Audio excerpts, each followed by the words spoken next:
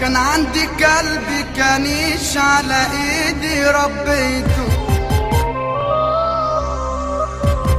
من كتر خوف عليه دلعته ورعيته،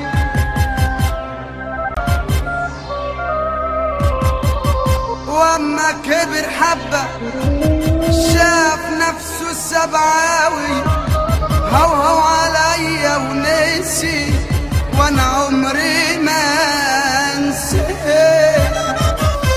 كلب يا كلب يا ابن الكلب، ده انت صحيح مش عندك قلب، بعد ده كله بتغدر بيا من غير ما اعمل ايها ذنب.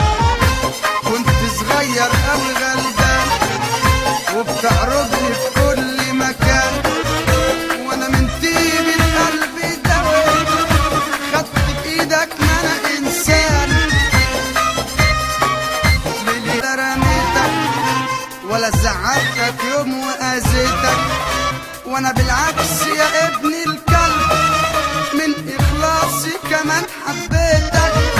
بحسب ان هيتمر فيك وهتحترم اللي مربيك، انت نسيت ولا افتح لك ولا ضميرك هيصحيك؟ ليلي ليلي ليلي ليلي ليلي يعني يعني يعني يعني يعني ليلي ليلي ليلي ليلي ليلي. امشي وهوهو كده على راحتك، ما انت يا كلب بتاع مصلحتك. اسأل نفسك وانت هتعرف كنت مكسر وانا صلحتك.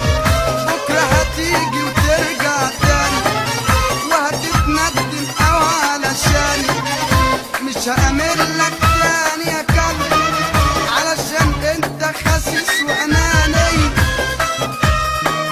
ليلي ليلي ليلي عربي امتى هتفوق من اللي انت فيه؟